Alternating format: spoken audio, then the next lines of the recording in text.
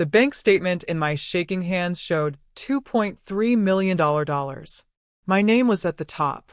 But the four people sitting in my living room, my own children who hadn't spoken to me in 18 years, were staring at me like hungry wolves. Their smiles were too bright. Their words were too sweet. And the lawyer's warning echoed in my head. Some family members only show love when there's money to be found. I should have seen it coming. The fake tears. The sudden hugs. The "we missed you so much, Mom," after nearly 2 decades of silence. But sometimes the heart wants to believe what the mind knows is a lie. Hey, everyone. Before we dive into this wild story, I want to hear from all of you amazing viewers around the world. Drop a comment and tell me where you're watching from. Are you in Texas, California, New York, or maybe somewhere across the ocean? I love seeing how far our community reaches. Let me start from the beginning. 3 weeks ago, I was just Dorothy, a 68-year-old retired school secretary living quietly in my sister's house in Atlanta, Georgia. I spent my days reading books, tending the small garden, and volunteering at the local animal shelter.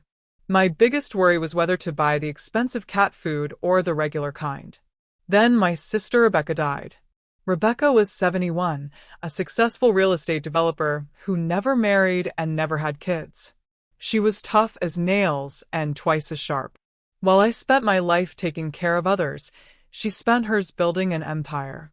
Apartment buildings, shopping centers, office complexes. If it had walls and made money, Rebecca owned it. We were close, Rebecca and I, closer than most sisters. Maybe because we both knew what it felt like to be abandoned by the people who were supposed to love us most. You see, 18 years ago, my 4 children threw me out of my own house. Yes, you heard that right. My own kids, Nathan, Lisa, Michael, and Sarah, decided I was too much trouble. They said I was too needy and too emotional. They said I asked too many questions and worried too much. They said I needed to find somewhere else to live. I was 50 years old, and my own children made me homeless. The night they told me to leave, I packed one small bag and walked to the gas station down the street. I sat on the curb crying, wondering what I had done wrong. That's when I called Rebecca. She didn't ask questions. She just said, "Stay right there. I'm coming to get you." Rebecca drove across town in her old black car and picked me up. She took me to her big house on Peachtree Street and showed me to the guest room. She said, "This is your room now, for as long as you want it." I thought it would be temporary. A few weeks, maybe a month. But weeks turned into months, and months turned into years. Rebecca never once asked when I was leaving. She just let me stay. Living with Rebecca taught me things I never knew about myself. I learned that I was stronger than I thought. I learned that silence could be peaceful instead of scary. I learned that family isn't always the people you're born to, sometimes it's the people who choose to keep you. For 18 years, I heard nothing from my children. No phone calls. No letters. No birthday cards. Nothing. Rebecca would sometimes ask if I wanted to try reaching out to them. I always said no. If they wanted me, they knew where I was. Then Rebecca got sick. It started with a cough that wouldn't go away. Then she got tired all the time. The doctor said it was lung cancer. Stage 4. 6 months to live, maybe less. Rebecca faced her death the same way she faced everything else, head on and without complaint. She spent her last weeks making sure everything was in order. She met with lawyers and accountants. She updated her will. She made plans for her businesses. She never told me what was in that will. Rebecca died on a Tuesday morning in March. I held her hand as she took her last breath. The funeral was small, just me, a few business partners, and some women from the shelter she supported. My children didn't come. I hadn't expected them to. 3 days after the funeral, Rebecca's lawyer called. His name was Charles Peterson, and he had been handling Rebecca's legal affairs for 20 years. He asked me to come to his office to discuss Rebecca's will. I didn't want to go. I knew Rebecca had money, but I figured it would go to charities or distant relatives. I was just grateful she had given me a place to live for so long. But Charles insisted. So I put on my best black dress and drove to his office downtown. Charles was a kind man with gray hair and tired eyes. He sat me down in his leather chair and poured me a cup of coffee. Then he opened a thick folder and started reading. To my beloved sister Dorothy, he began, I leave everything I own. I nearly dropped my coffee cup. Everything. The house worth $800,000. The apartment building's worth $3.2 million. The shopping center's worth $1.8 million. The office building's worth $2.7 million. The bank accounts with $1.4 million in cash. Stock investments worth $900,000. Even her car and jewelry. All of it. Every single penny. Rebecca had left it all to me. I sat there in shock as Charles explained the details. Rebecca had been very careful about how she set everything up. She had created trusts and legal protections to make sure no one could take it away from me. She had even written me a personal letter explaining her choices. That letter was short and simple. Dorothy, you stayed when everyone else left. You took care of me when I was sick. You were the only real family I ever had. This money isn't just a gift, it's what you've earned. Use it well. Love, Rebecca. I was still trying to process everything when Charles's secretary knocked on the door. Mr. Peterson, she said, there are 4 people here who say they need to speak with Mrs. Dorothy immediately. They say they're her children. My blood went cold. Charles looked at me with concern. Do you want to see them? I almost said no. After 18 years of silence, what could they possibly want? But something made me curious. Maybe it was the shock of suddenly having millions of dollars. Maybe it was the fact that they had somehow found out about the will so quickly. Maybe I just needed to see their faces one more time. Let them in, I said. The door opened, and my 4 children walked in. Nathan, now 45, tall and thin with gray at his temples. Lisa, 43, dressed in an expensive blue suit. Michael, 41, wearing a nervous smile that didn't reach his eyes. And Sarah, 39, hanging back like she always did when she was little. For a moment, nobody spoke. We just stared at each other across 18 years of silence. Then Nathan stepped forward. Mom, he said, like he had seen me yesterday instead of nearly 2 decades ago. Hi, Mom, Lisa said, her voice shaky. Michael just nodded. Sarah looked at her shoes. I didn't say anything. I couldn't. My throat felt like it was full of cotton. Charles cleared his throat.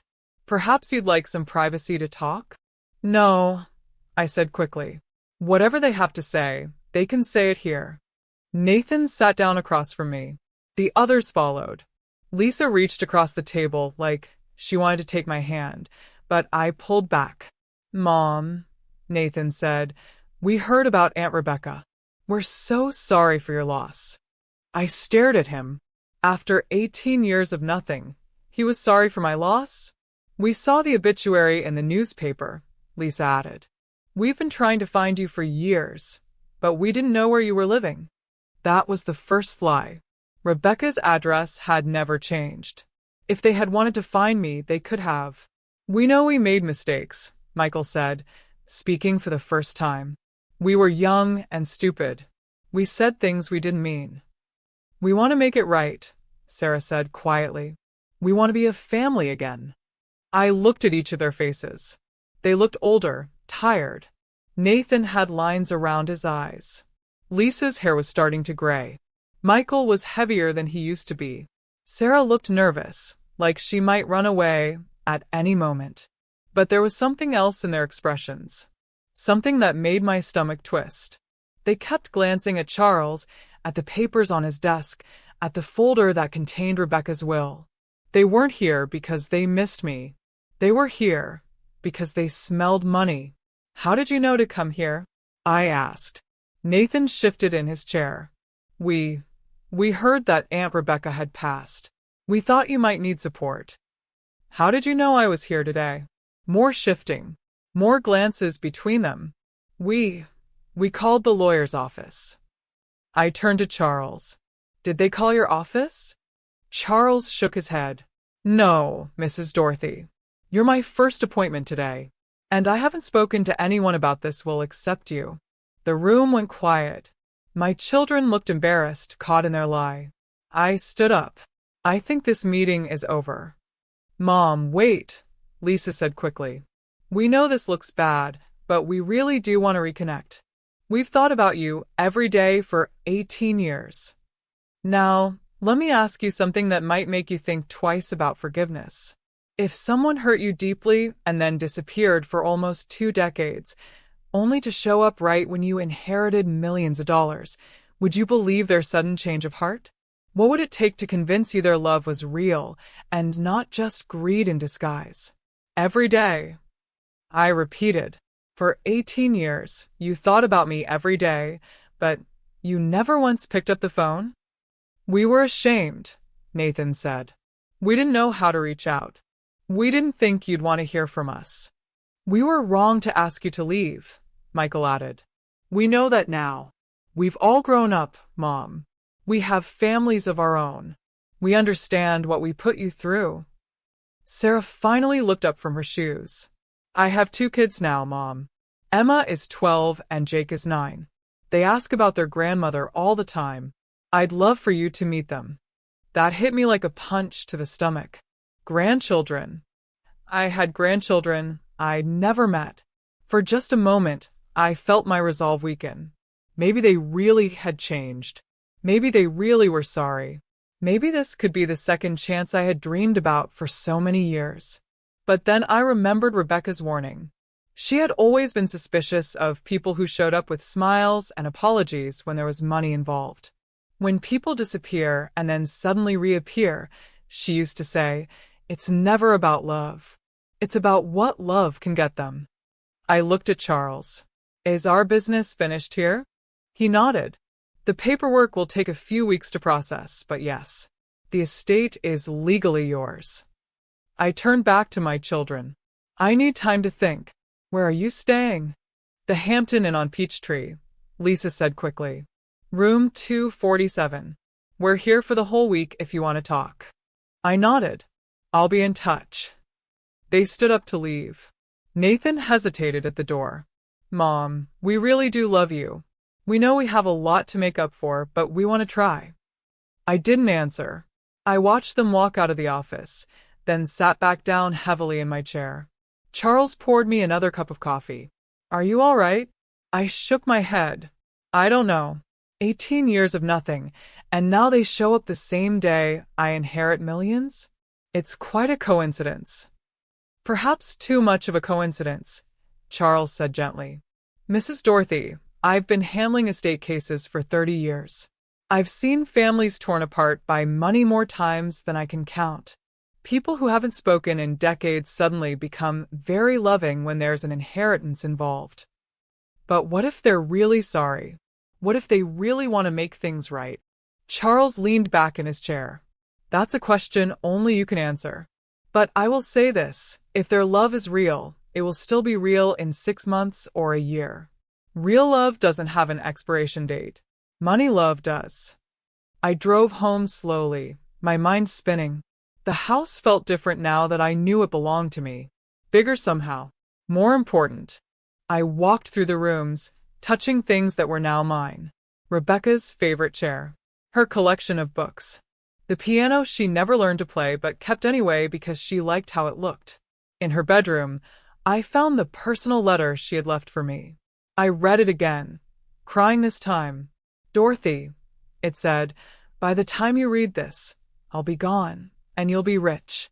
I know that sounds strange, you rich. But you've earned every penny.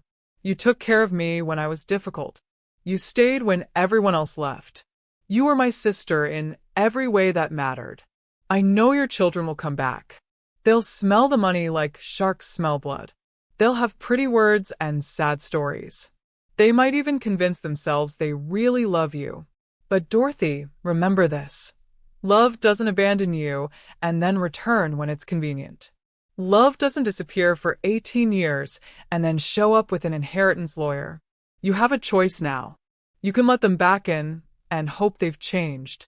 Or you can protect yourself and build a new life with people who chose to love you without conditions. Whatever you decide, know that you deserve better than you got.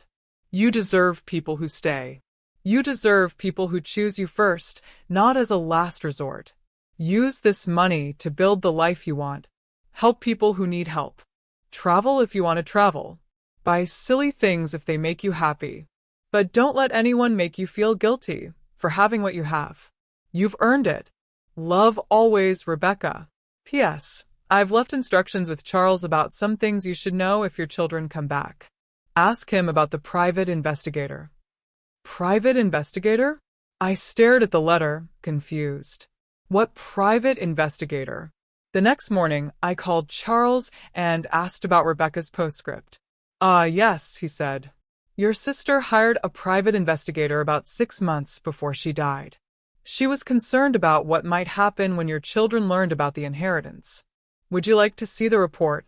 An hour later, I was back in Charles's office, reading a file that made my blood run cold. The private investigator, a woman named Janet Morrison, had looked into my children's financial situations and recent activities. What she found was disturbing. Nathan was deeply in debt. His construction business was failing, and he owed $180,000 in unpaid loans. He had recently taken out a second mortgage on his house. Lisa was being investigated by the dental board for insurance fraud. She had been billing for procedures she never performed and was facing possible criminal charges. Michael had been fired from his job as a software engineer for stealing company equipment. He was unemployed and behind on his child support payments. Sarah seemed to be in the best shape financially, working as a nurse practitioner, but she had recently co-signed loans for all 3 of her siblings. But the most shocking part of the report was the last page. Janet had discovered that my children had been monitoring Rebecca's health for months. They had somehow learned about her cancer diagnosis and had been tracking her condition through public records and social media. They had been waiting for her to die. The report included screenshots of text messages between my children from 2 months before Rebecca's death. Nathan, the old bat can't last much longer. The obituaries said stage 4. Lisa, do we know if Mom is still living with her? Michael, pretty sure. I drove by the house last month and saw her car in the driveway. Sarah, we need to be ready to move fast when it happens. Can't let Mom give everything away to charity. Nathan, don't worry. I've already talked to a lawyer about contesting wills. We have rights as her nephews and nieces. Lisa, what about Mom? She's been taking care of the old lady for years. She might have more claim than us. Michael, that's why we need to get back in her good graces. Make her think we love her again. Once we're back in the family, we can work together to share the inheritance. Sarah, I don't know if I can fake being loving to her. She always annoyed me. Nathan, you'll fake it if you want your share of millions. We all will. I sat in Charles's office, staring at those messages, feeling sick to my stomach. They hadn't changed at all. They were still the same selfish, calculating people who had thrown me out 18 years ago. The only difference now was that they needed me to get what they wanted. I'm sorry you had to see this, Charles said gently. Your sister thought you should know the truth if they came back. I folded the report and put it in my purse. Thank you for showing me this. It helps me understand what I'm dealing with. That evening, my phone rang. It was Lisa. Hi, Mom, she said, her voice bright and cheerful. I was wondering if you'd like to have dinner tomorrow night. There's a nice restaurant near our hotel. My treat. Actually, I said, why don't you all come to the house? I'll cook dinner. We can talk privately. That sounds wonderful. What time? 6 o'clock. We'll be there. Mom. I'm so happy we found you again. I've missed you so much. I hung up without saying I missed her too, because I hadn't. I had grieved for the children I thought I had lost, but I didn't miss the cruel people who had thrown me away. Here's something that really bothers me, and I wonder if you've experienced this too. Have you ever had someone lie to your face with such confidence that you almost believed them, even when you knew the truth? How do you handle people who can look you in the eye and say they love you while planning to betray you? The next day, I spent hours preparing for dinner.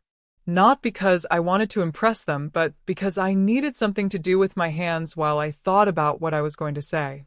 I made Rebecca's favorite meal, pot roast with vegetables, mashed potatoes, and apple pie for dessert. Simple comfort food that reminded me of Sunday dinners when we were kids. At exactly 6 o'clock, the doorbell rang.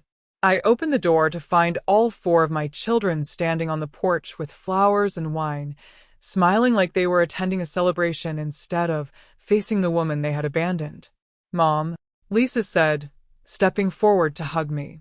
I let her, but I didn't hug back. Nathan handed me the wine. "We thought you might like this. It's a nice bottle." I looked at the label. It was expensive, probably $75 or more. Where had he gotten money for expensive wine when he was drowning in debt? Michael and Sarah were quieter, but they both tried to hug me too. Sarah whispered, "I'm so glad we're here, Mom. I've wanted this for so long." I led them into the dining room, where I had set the table with Rebecca's good china. They looked around the house with wide eyes, clearly calculating its value. "This is a beautiful home," Nathan said. Aunt Rebecca had excellent taste. "She worked hard for everything she had," I replied, serving the pot roast. During dinner, they told me about their lives. Nathan talked about his construction business, making it sound much more successful than the private investigator's report suggested. Lisa mentioned her dental practice, but didn't say anything about the fraud investigation. Michael said he was between jobs, but working on some exciting projects. Sarah talked the most, showing me pictures of her children on her phone. "This is Emma," she said, swiping through photos. "She's so smart, Mom. She's in advanced classes and wants to be a doctor when she grows up. And this is Jake. He's the athlete in the family. He plays soccer and baseball." The photos showed 2 beautiful children with bright smiles. Emma had dark hair like Sarah used to have. Jake looked just like Michael had at that age. "They're lovely," I said, and I meant it. Whatever else was true, those children were innocent in all of this. "They would love to meet their grandmother," Sarah continued. "I've told them so much about you over the years." "What exactly did you tell them?" I asked. "That their grandmother existed, but you just never bothered to visit her?" The table went quiet. Sarah looked embarrassed. "We told them that we had lost touch with you," Nathan said carefully. "That we made mistakes when we were younger and didn't know how to fix them." "Lost touch," I repeated. "Is that what you call throwing your mother out of her own house?" More uncomfortable silence. Lisa put down her fork. "Mom, we know we hurt you. We were young and selfish and stupid. We thought we knew everything. We didn't understand how much we were hurting you. We've regretted it every day since," Michael added. "Every day?" I asked. "Really? For 18 years, you regretted it every day, but never once did any of you pick up the phone." "We were ashamed," Nathan said. "We didn't think you'd want to hear from us after what we did. So you decided for me that I wouldn't want to hear from you, just like you decided for me that I had to leave my own house." They looked at each other, clearly not expecting me to be so direct. "Mom," Lisa said softly, "we can't change the past, but we can try to build a future. We're here now. We want to be part of your life again." "Why now?" I asked. "What changed between last month and this month that suddenly made you want to find me?" More glances between them. Nathan cleared his throat. "We've been thinking about family more lately, about what's really important. When we heard about Aunt Rebecca's death, it reminded us that life is short. We didn't want to waste any more time." It was a nice speech. It sounded almost believable. If I hadn't seen those text messages, I might have even fallen for it. Instead, I stood up and started clearing the dinner plates. "I need to tell you all something," I said. "Rebecca knew you would come back." They looked surprised. She hired a private investigator to look into your lives. She wanted me to know the truth about why you're really here. The color drained from Nathan's face. Lisa's hands started shaking. Michael stared at his empty plate. Sarah looked like she might cry. I know about your debts, Nathan. I know about the insurance fraud investigation, Lisa. I know you got fired, Michael. And Sarah, I know you co-signed loans for all of them. I walked back to the table and stood behind my chair. But most importantly, I know about the text messages. I know you've been tracking Rebecca's illness. I know you've been planning this reunion since before she died. I know this has nothing to do with missing me and everything to do with her money. Nathan stood up quickly, his chair scraping against the floor.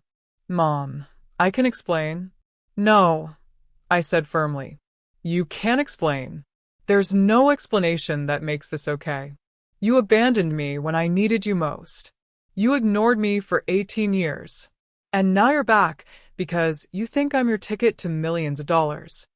Lisa started crying. Mom, please. Yes, we need help financially. But that doesn't mean we don't love you. Love?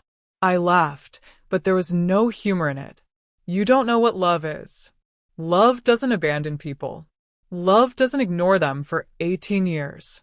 Love doesn't show up with fake smiles and rehearsed apologies just because there's money involved. Michael finally looked up from his plate. What do you want us to say, Mom? That we're perfect? We're not. We made mistakes. But we're still your children. No, I said quietly. You stopped being my children 18 years ago when you chose money over family. You threw me away when I became inconvenient. Now you want me back because I'm convenient again. Sarah was crying harder now. Please, Mom. I know we messed up, but we can fix this. We can be a real family. Where were you when I was sick with pneumonia 5 years ago? I asked. Where were you when I fell and broke my wrist 3 years ago? Where were you for any of the 6,570 days I lived without my children? They had no answer. I walked to the front door and opened it. I want you to leave now. Mom, Nathan started. Leave, I said more firmly. And don't come back. I'm not going to share Rebecca's inheritance with you. Every penny of it will go to people and causes that actually matter. You'll get nothing from me, just like you gave me nothing for 18 years. They filed out slowly, their fake cheerfulness completely gone. Lisa tried to hug me goodbye, but I stepped back. This isn't over, Nathan said quietly. We have legal rights. No, you don't, I interrupted. Rebecca made sure of that. The will is ironclad. You can try to fight it, but you'll lose. And if you do try, I'll make sure everyone knows exactly what kind of people you really are. After they left, I sat in Rebecca's chair and cried. Not because I was sad to see them go, but because I was finally free from the last of my illusions about them. I had spent 18 years hoping they would come back and apologize. Hoping they would realize they had made a mistake. Hoping they would love me again. But they had never stopped being the same selfish people who threw me out. They had just gotten better at hiding it.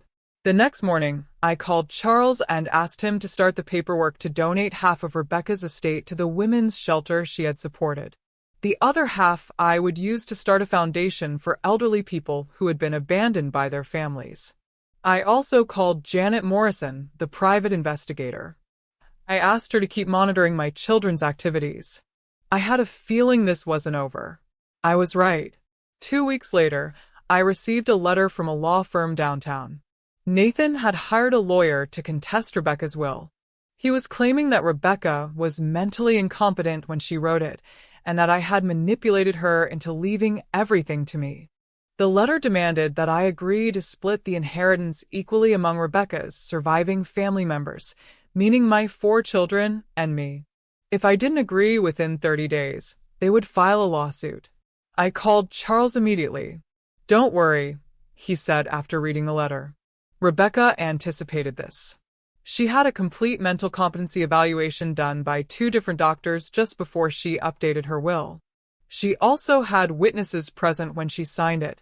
And she left a detailed video explanation of her reasons for leaving everything to you. A video? Yes. She recorded it a week before she died. She explains exactly why she chose you and why she specifically excluded your children from her will. It's very clear and very powerful. What do I need to do? Nothing right now. Let them file their lawsuit. We'll be ready for them. But Nathan wasn't just trying to challenge the will legally. He was also trying to turn public opinion against me.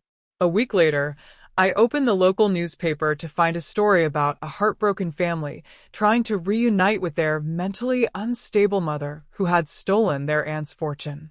The article didn't mention my name, but it gave enough details that anyone who knew us would recognize the story. Nathan had given an interview claiming that I had isolated Rebecca from her family and turned her against her own nephews and nieces. He said I was a master manipulator who had taken advantage of a lonely, sick old woman. The article made me sound like a villain, and my children sound like innocent victims. I was furious, but Charles advised me not to respond publicly. Let them tell their story, he said. When we get to court, we'll tell the truth. But the newspaper story was just the beginning. Soon, Nathan was posting on social media about how I had kidnapped their aunt and brainwashed her into cutting them out of her will. The posts were shared hundreds of times, and people who didn't know the full story started commenting about how terrible I was. Lisa joined in, posting pictures of herself as a child with Rebecca and writing about how much they had loved their aunt and how devastating it was to be excluded from her funeral and her will. Michael created a crowdfunding page to raise money for their legal fees, claiming they were fighting for justice against a greedy, manipulative woman who had destroyed their family.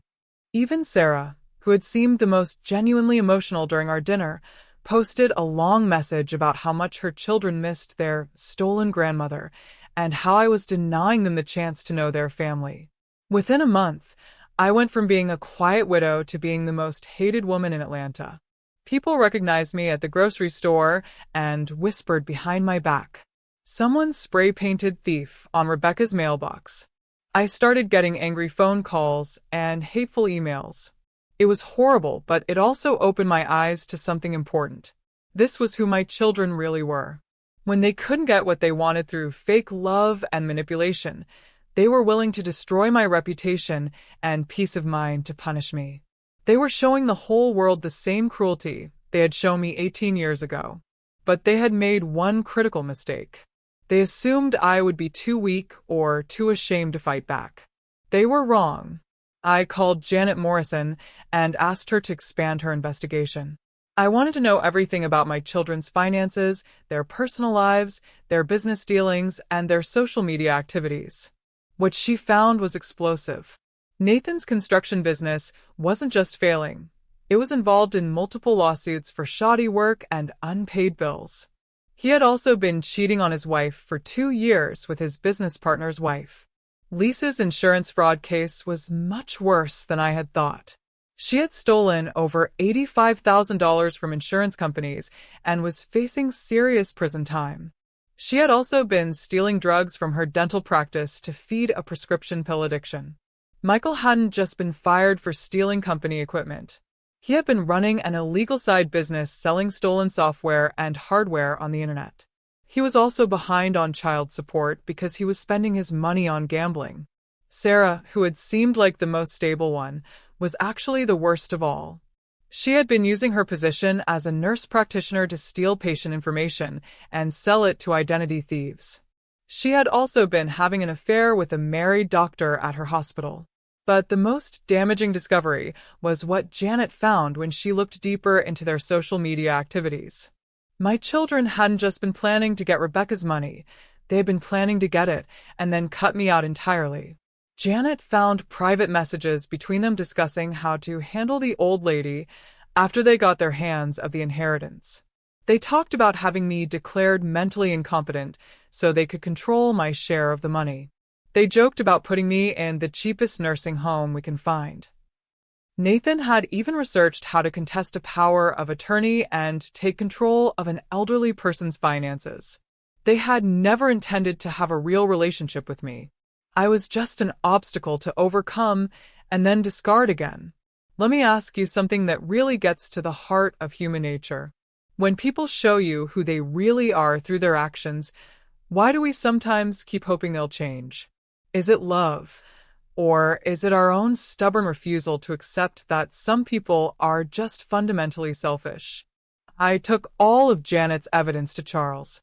He reviewed everything carefully and then smiled for the first time since this whole mess started. "Mrs. Dorothy," he said, "your children just handed us the weapons to destroy their lawsuit. Not only do we have evidence that they're lying about their motives, but we have evidence that they're criminals. What do we do now? Now we file a countersuit. We're going to sue them for defamation, harassment, and attempted fraud. And we're going to ask for damages equal to the full value of Rebecca's estate." "You mean they could end up owing me money instead of getting money from me?" "Exactly. And when all their criminal activities come to light during the lawsuit, they'll have much bigger problems than money to worry about."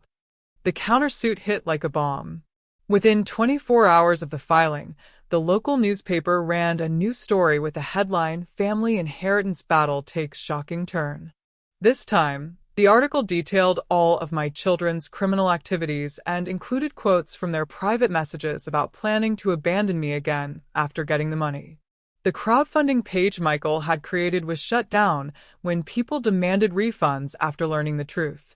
The social media posts that had made me look like a villain were suddenly making them look like criminals and liars. Nathan's wife filed for divorce after learning about his affairs. Lisa was arrested and charged with multiple felonies. Michael's ex-wife filed for full custody of their children. Sarah was fired from her job and reported to the state medical board. Within a week, the sympathy that had been flowing toward my children completely reversed. Now I was getting supportive messages from strangers who admired me for standing up to them.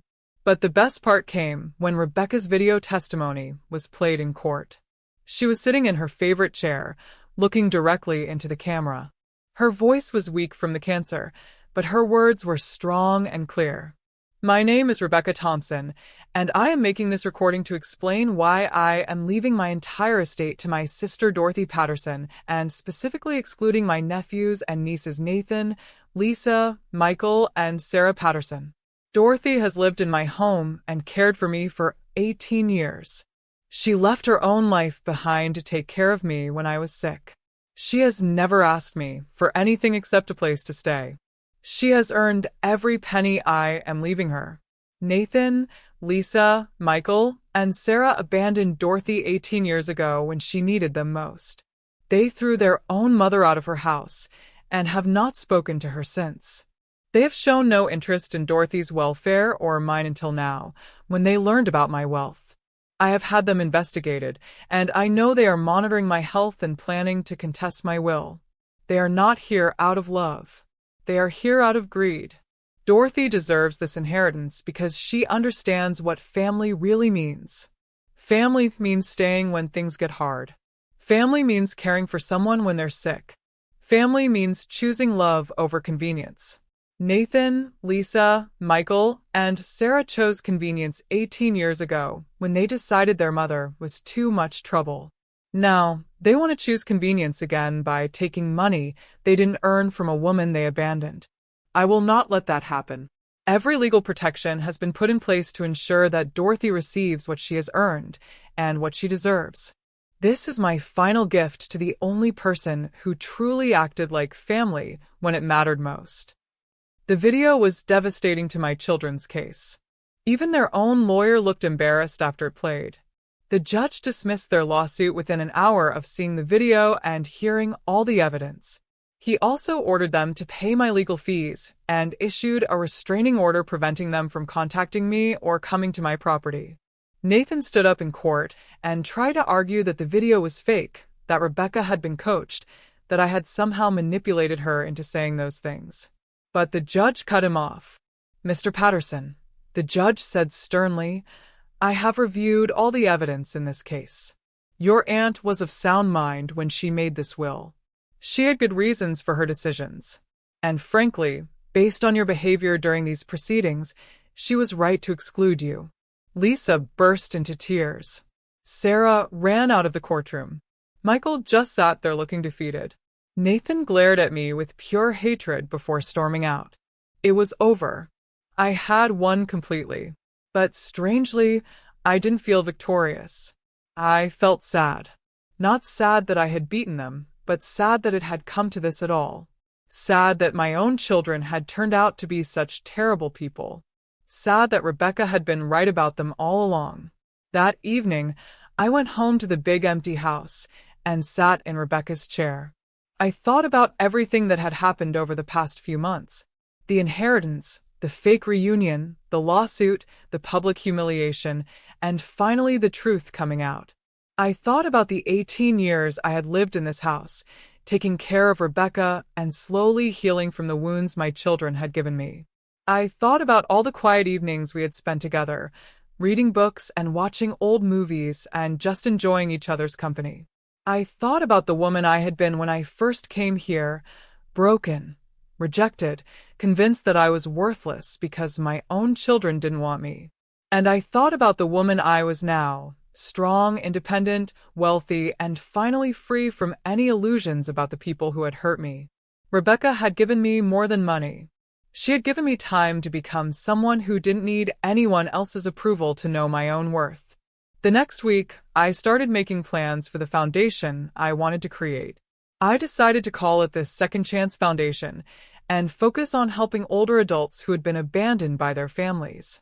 I hired Janet Morrison full-time to help run the foundation and find people who needed help.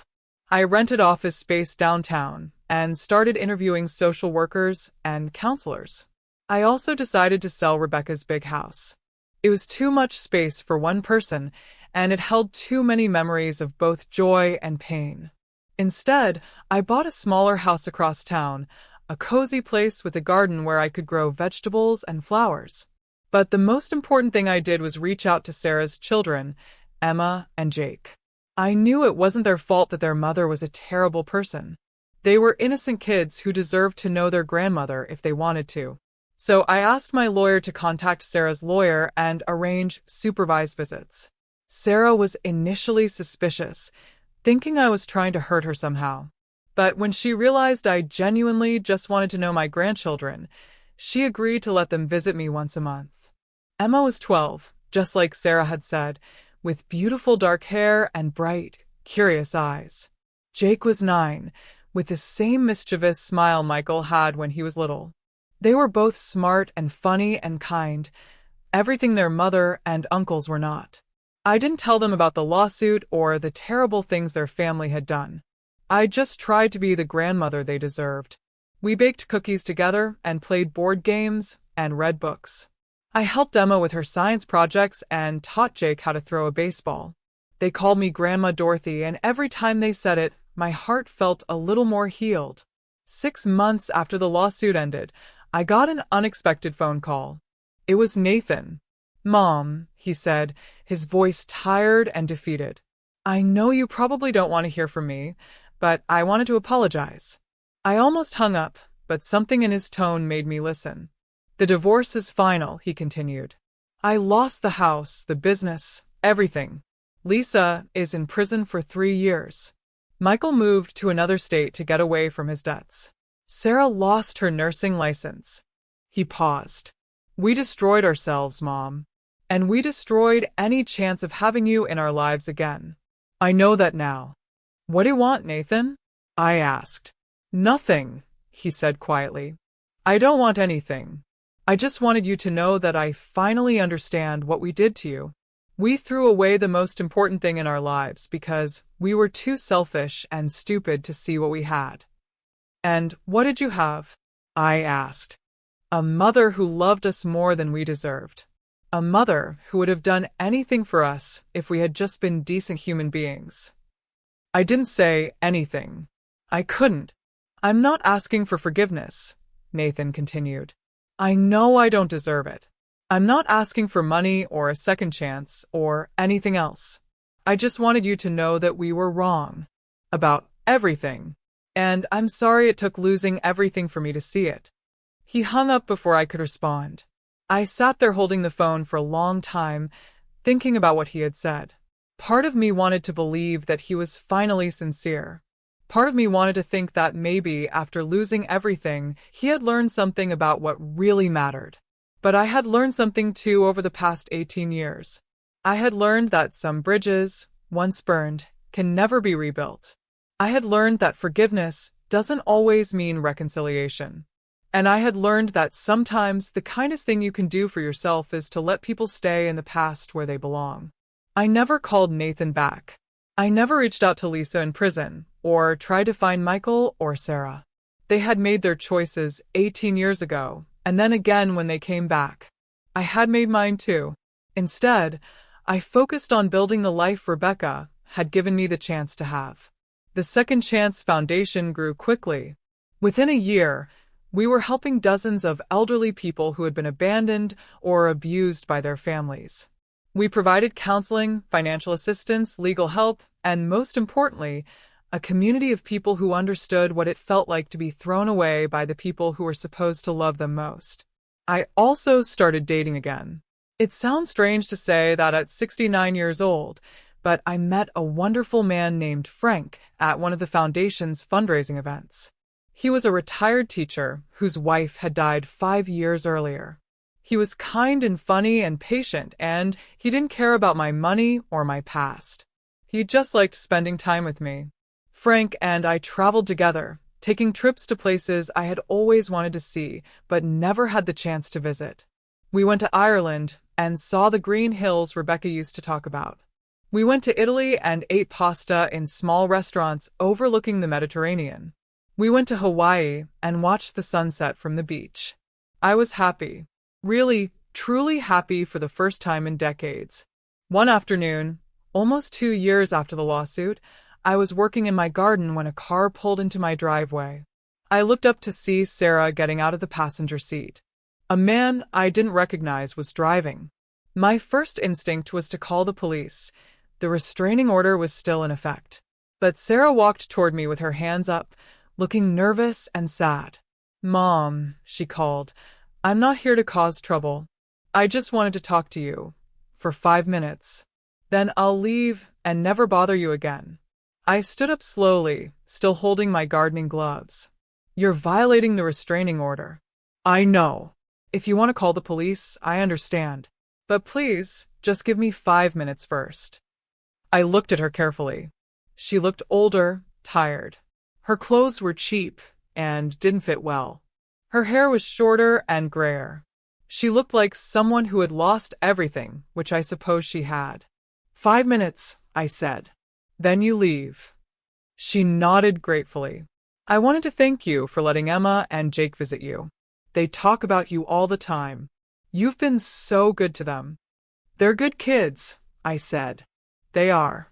And they're good because of people like you and Frank, not because of me." She paused. "I also wanted to apologize. Not because I want anything from you, but because you deserve to hear it." I didn't say anything. "We were horrible to you," Sarah continued. 18 years ago, and again when we came back. We treated you like garbage and then acted surprised when you didn't welcome us with open arms. We were entitled and selfish and cruel." She started crying. "I've lost everything, Mom. My job, my license, my house, my husband. The only good things in my life are my kids, and I almost lost them too, because of my own stupidity." "What do you want me to say, Sarah?" "Nothing. I don't want you to say anything. I just wanted you to know that I understand now.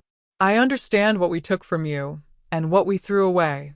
I understand why you chose to protect yourself instead of trusting us again." She wiped her eyes with the back of her hand. "I'm glad you found happiness with Frank. I'm glad you're using Aunt Rebecca's money to help people. I'm glad you're living the life you deserve instead of the life we gave you." She turned to walk back to the car, then stopped. "Oh, and Mom? Emma wants to be a doctor now because she says you told her that smart women can do anything they set their minds to.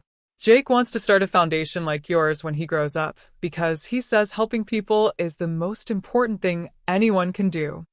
She smiled through her tears. "You're teaching them things I never could. Thank you for that." She walked back to the car and got in. I watched them drive away, then sat down on my garden bench and thought about what she had said. Maybe Sarah really had learned something from losing everything. Maybe she really was sorry. Maybe she really did understand what they had done wrong. But it didn't matter anymore. Too much had happened. Too much trust had been broken. Too much time had passed. I could forgive her, and I think I already had, at least in my heart.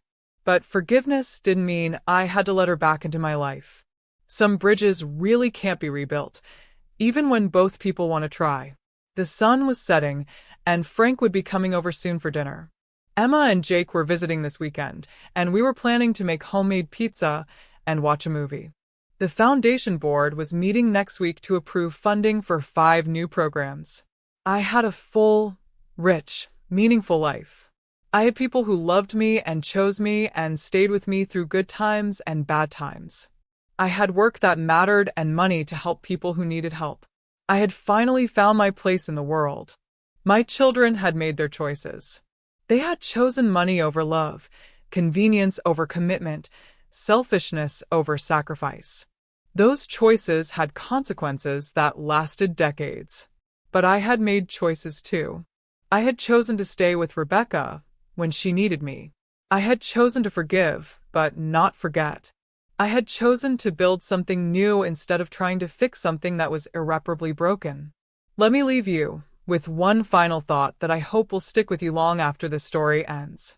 Sometimes the most loving thing you can do is walk away from people who hurt you, even if they're family. Sometimes protecting your peace is more important than keeping the peace. And sometimes the family you choose is stronger than the family you're born into. As I sat in my garden that evening, watching the last light fade from the sky, I thought about Rebecca's letter again. She had written that I deserved to live without always waiting for the next door to close. For 18 years, I had lived in her house feeling grateful but temporary, always a little bit afraid that someone would decide I didn't belong there anymore. But now I understood that I had never been temporary. I had never been a burden or a charity case or someone who was just being tolerated. I had been family. Real family. The kind that stays. The kind that chooses you not because they have to, but because they want to. The kind that doesn't abandon you when things get hard. The kind that doesn't come back only when there's money involved. I was 69 years old, and I had finally learned the difference between people who love you and people who need you. I had learned that family isn't about blood or obligation or guilt. It's about showing up. It's about staying. It's about choosing each other again and again, even when it's not easy. Frank's car pulled into the driveway, and I stood up to meet him. We had dinner plans and a movie to watch and a whole evening ahead of us.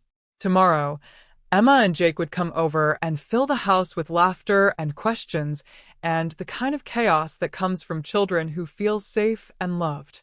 Next week, the foundation would help more people who had been thrown away by their families find new communities and new hope. I had everything I needed. I had everything I wanted. I had everything I deserved. And for the first time in my life, I wasn't waiting for anyone to take it away from me. If you've made it this far in my story, thank you for listening. If any of this resonates with you, if you've been abandoned by people who should have loved you, if you've been manipulated by family members who only showed up when they wanted something, if you've ever had to choose between your peace and keeping others happy, I want you to know that you're not alone. You deserve people who choose you. You deserve love that doesn't come with conditions. You deserve to build a life that makes you happy, even if other people don't understand or approve. And sometimes, the most powerful thing you can say to people who hurt you is nothing at all. Sometimes, the strongest thing you can do is simply live well without them. Take care of yourselves and remember, you are worth staying for.